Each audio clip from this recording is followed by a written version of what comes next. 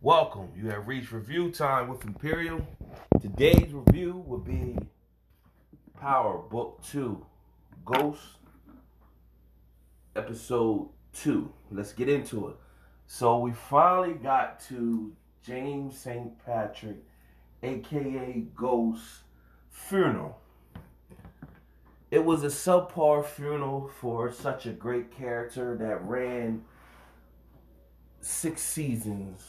It was very underwhelming. So what does this tell me?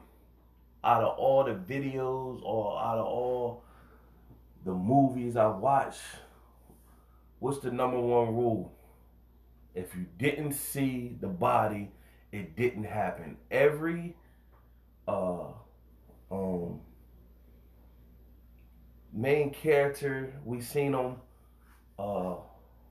R.I.P. You seen them on the slab. You know, even I think I said this in my last video. Even when Angela, I didn't think Angela was dead. Then you finally seen her in a slab with sacks right there. Then you say, okay, Angela's gone. We didn't see Ghost on the slab. Everything's been funny with the whole storyline. How long did it take the funeral to happen?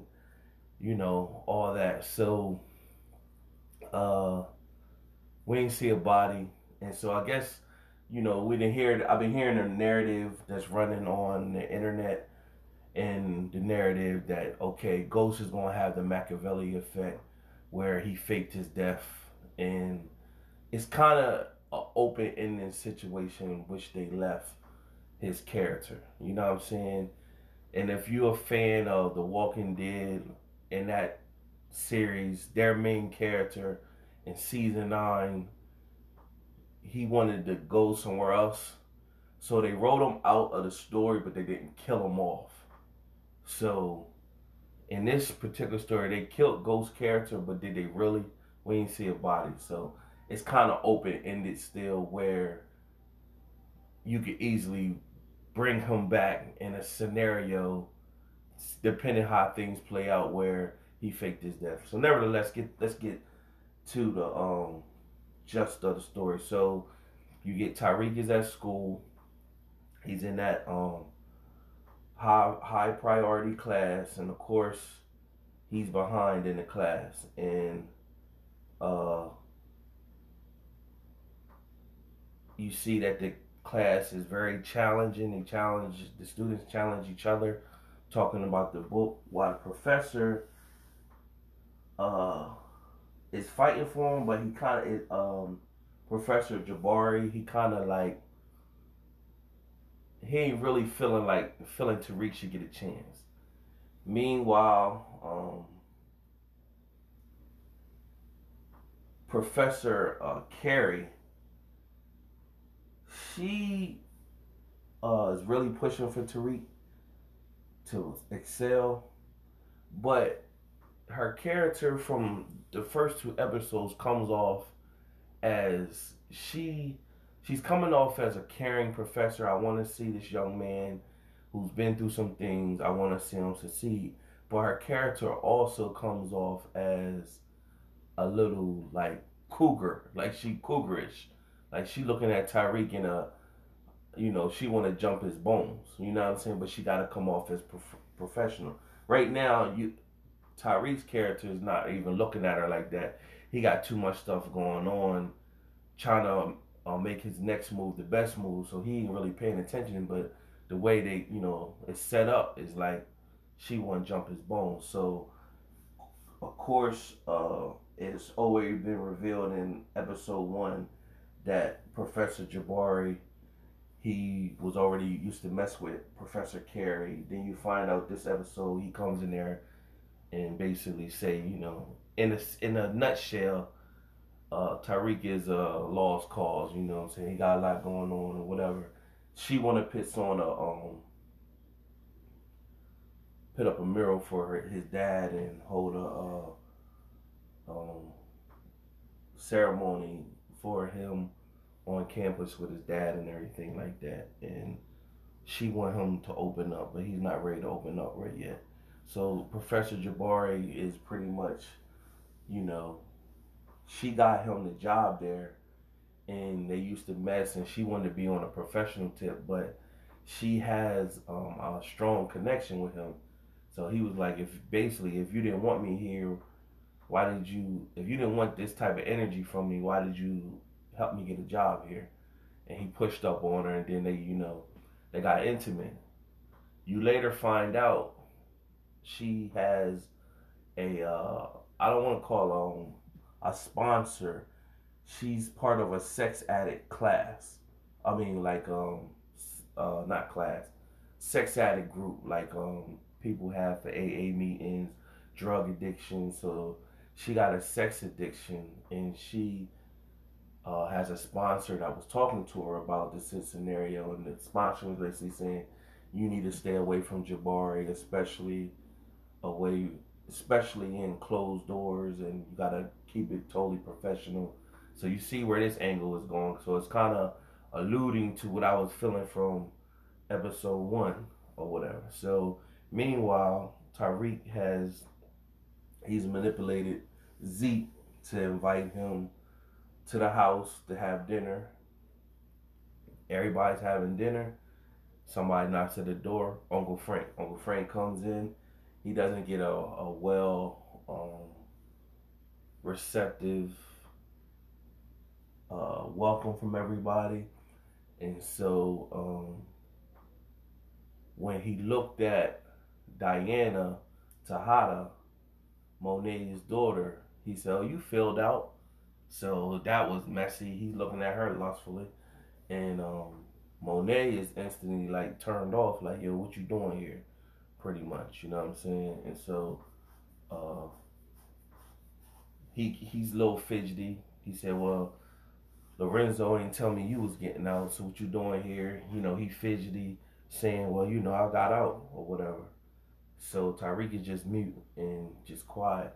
So Monet was basically like, "Yo, basically like, you hot, you need to get out of here." And so she told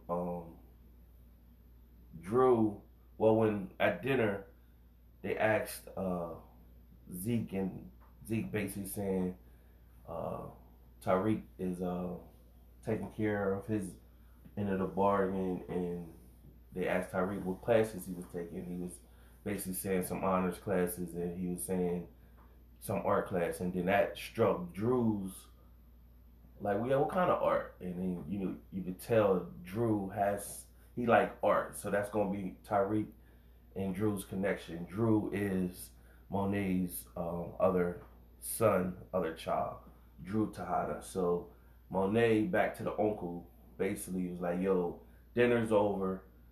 Telling everybody what to do. Tell Diana to get the dishes. Tell Drew take the uncle and take him somewhere. And told King to uh, take Tariq back to school.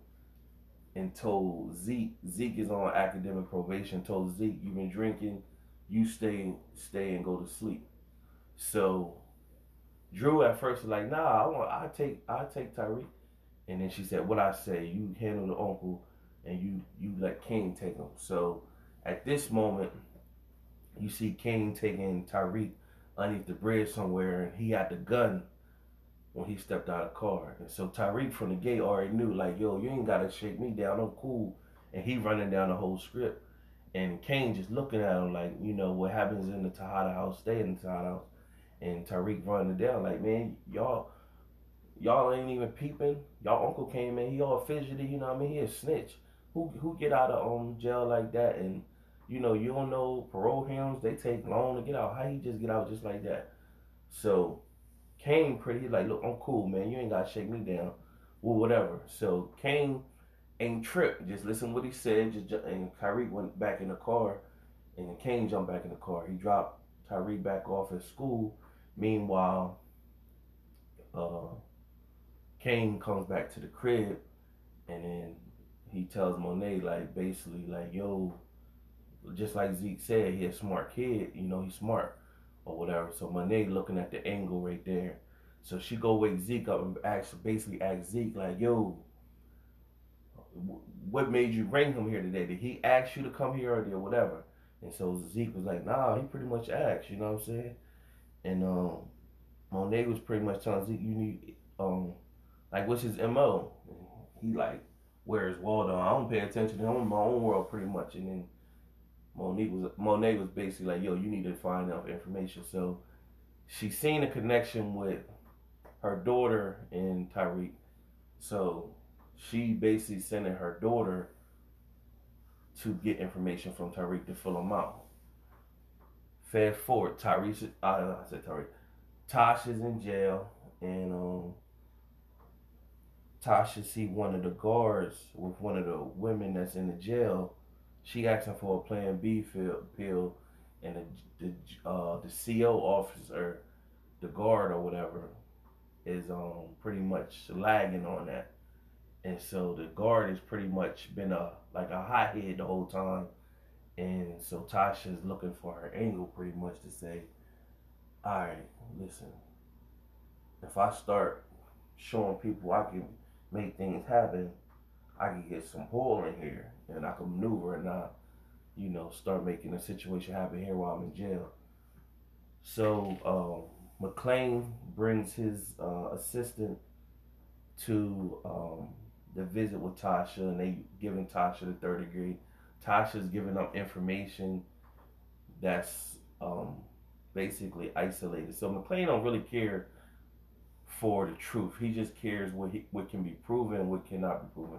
So he goes to the judge and he pretty much tells the judge Sachs is full of whatever, and bring in the district attorney. They already had a deal worked out. And so they brought her in. She basically told Sachs was full of it. And so meanwhile, Sachs brought in the Rodriguez, the detective, and brought her in. And as she was taking a stand in front of the judge, this is a private meeting in the judge's office, saying that she was under oath. Sachs shortened her testimony and everything, just told her to answer yes or no. So it gave made Tasha look like she could have been part of the emprise and giving hits because she knew information, and she went and let Detective Rodriguez elaborate. So the judge was like, okay, we're going to let it stand, and when the trial comes, everybody get their chance to say it full. So Sachs was like, yes, but she looking at Sachs like, you don't need to be dirty. Meanwhile, Rodriguez, after everybody left, went up to Davis McClane and his assistant, basically saying, yo, when the trial comes, y'all make sure we get on this stand, because Sachs is dirty. So that further confirms what McClane and already know. Sachs is dirty. So you can see Sachs is getting ready to mess this up. Everybody pretty much saying, Sachs, all you gotta do is to land the plane and we good. You can see Sachs going, he too dirty. He been dirty the whole time. He gonna mess this up. You already know. You see that coming. Nevertheless, McClane wanted at Ghost's funeral for Tariq to do the eulogy and to bash Ghost's character or whatever. Meanwhile, Stern met up with Tariq, basically saying, me and you got a business deal. You need to honor your father at the eulogy and speak highly of him. So what Tariq had to do, so hold on, before I even talk what Tariq had to do at the eulogy, Tasha shows up to the eulogy. Now that looks crazy. She's in jail right now. She shows up in shackles and all that, and they telling her inmate don't talk and all that, so she couldn't talk at the eulogy. But she's in jail right now for killing James St. Patrick. They let her come to the funeral. Now that was crazy. That just doesn't just didn't sound whatever. But this is a show, so whatever. So at the eulogy, Tariq pretty much he at the eulogy he pretty much gave he was in between with his dad, and what his eulogy was so real because what he spoke at the eulogy, and I had a feeling he was going to do this. When he spoke the truth about his father, how he really truly felt, and saying his dad wasn't perfect, he wasn't bad, he wasn't all good, he was a sense of hope to some people. Some people said he was complicated, but he at the end of the day he thought he was doing the best thing for his family.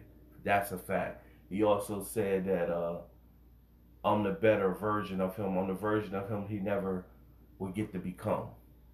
That was a fact too. Ghost was always pushing for Tariq to be what he never was, and all the opportunities he never had. So you see, Councilman Tape shows up. Tasha still gives him a look like, get out of here. And he shows up trying to be on the scene, and so Ghost's uncle that he in season 6 you see him go and he was going to buy that property for his uncle. His uncle shows up and he talks to Tariq just to reiterate like your dad was a good man and I can see him in you. You know what I'm saying? And he was bright, just like I can see that you are right now. And basically, he's talking about the clean, because Tyree was like, I don't even look like him. But he was basically saying, like, the clean cut look that you have, you know what I'm saying? That's, like how your father was. So the uncle is big, and the uncle's there, and Tariq did the eulogy. And so that's pretty much that. And then Tariq's homeboy that was in Choke with him, Braden Weston, was like, yo, it's a party at my brother's frat house. And, let's go over there. So they went to the party, and the brother is giving them Braden a hassle and stuff, basically saying that y'all street, basically like y'all turds, y'all little, y'all freshmen, we upperclassmen. So they having a party, the cops come, and Braden's brother basically telling the cops to trace Weston, and basically blowing them off like, get out of here, like y'all campus police, y'all not even real cops. So the campus policeman said something, and Trace decked them, and then they tried, was great, lock him up, and then Braden came up and said, hey, I'm Braden, Trace is my brother, I'm Braden Weston. And so as soon as they heard that name, they were like, oh. And he's like, that's my brother Trace, he's Trace Weston. And y'all, we just having a party. And they let Trace go, took him out of handcuffs, and they was like, oh, we didn't know. And they walked off and let them continue with the party. Meanwhile, Tariq looking at this and seeing the value of Braden, he got some pull with his family name. So Tariq is already looking at that like, okay, I can see where he can help at. Because Braden basically came up to Tariq like, yo, I'm trying to get back in. Whatever you got planned, I'm trying to be in. So he trying to show himself to Tariq. So it's going to be, some people were saying this is going to be Ghost and Tommy all over again. It's not. Because neither of them came up like Ghost and Tommy came up. So if you're going to say, is Ghost and Tommy 2.0, maybe, but with a twist. It's not going to be as gritty as they had to come up. It's going to be with new, modernized ways of going through some certain things, So this is episode 2. I think I pretty much covered most things. Oh, the last thing that ended, you see, oh yeah, I skipped this whole part, so my bad. Monet, the cop that showed up in episode 1, you see Monet is messing with him.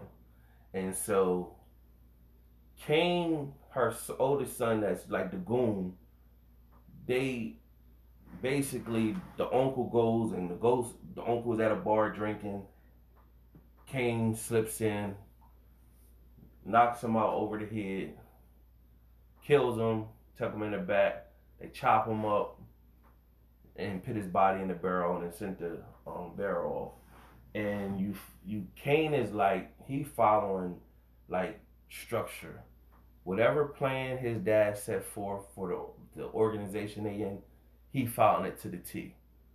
And so Monet is like, I'm the boss, I run this now. And so she's talking to the cop like, you can't give me what Lorenzo would. Lorenzo, I got power in these streets. People respect me. Basically, I call the shots. You can't give me that. You know what I'm saying? But he wants to be her main guy. But she like, you on the force. You ain't got no pull like Lorenzo. So, but she's still messing with him. Meanwhile, Kane will not approve of that. So Monet is basically saying, yo, you need to get out of here before the kids come. So, you know, he can't help his feelings though. So he shows up to the crib.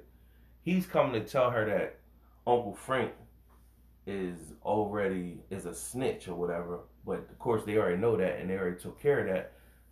And they was like he was like basically he went missing. You know anything about that? And she was like, nah, I don't know nothing about that. And basically she was like, yo, you need to get out of here. Kane almost be back. So she ain't really worried about Drew and Diana finding out. It's mainly Kane because she know he's following the family script no matter what, and there'll be conflict between Monet and her son or whatever. So Kane is coming back and he's going to pull up to the house and he see the cop car there and he don't park. He keeps driving, so he already sees something up. So that was that, and then Tasha, that inmate that needed the pill, when at the funeral, she whispered in Tariq's ear, yo, I need to get a Plan B pill. So when Diana showed up to Tariq's dorm room, he was like, Zeke's not here. And she said, no, I'm here for you. And she was like, well, how you know that Uncle Frank was a snitch? And then he told her the reason why he felt as though that. And you know what I'm saying? He was like, yo, do you got a way to get in contact with your dad? And she was like, yeah. And then she was like, yo, basically, like, I need to get my mom needs a Plan B pill in there. She needs some help. So then Diana comes back and tell Monet what he needs. And she was like, that could be doable. So when Tasha comes back to the room, she finds the Plan B pill, the book that Tariq told her that he was reading, and inside of the book was a phone, a burner phone. And on the burner phone, she called Tariq and basically like, I don't know what you did to do this, but um, it worked. It worked. I'm talking to you, like, you know, basically letting them know I got what you put together. Him on his end, he's kind of like shocked that it happened. Like, oh snap, like wow. And so he was like, yo, remember when um uh like Ghost always said, in this game you either going in this game dead or in jail? Well, I think I found another way. So he seen that happen, and that's pretty much it. And that's how the episode pretty much ended right there. So another decent episode. So you know it has potential, and I definitely see how they trying to change the Tariq narrative. So it could almost make us forget all the crap he used to do, and you want to see this play out, see how he win or whatever. But we never still gonna forget all the F stuff that he was responsible for. And basically, if this show's gonna work, in a sense, he may never get held accountable for all that other stuff. His held accountable is him not going off happily ever after. You know what I'm saying? They building this for Tariq, for Michael Rainey Jr. to really run this series, be the lead. You're going to have to build this character all the way back up, and not like what draw us into the first 3 seasons of Power is the sharpness of Ghost, always outthinking everybody, playing chess while everybody's playing checkers, and then they start making his character do dumb stuff. You know what I'm saying? So they're gonna have to build Tariq character punctual, sharp, and for people to get behind him and root for him or whatever. But if they make him get the consequences that, okay, for all the F stuff he did, killing his dad or whatever, but I don't think he killed his dad. So I think Ghost is still alive. So we're gonna see how that play out. So nevertheless, good episode. Subscribe to the channel, like this video, comment if you watched the episode already. Comment what you think's going to happen, your views. I gave some of my views on what I think is going to take place. Until next time.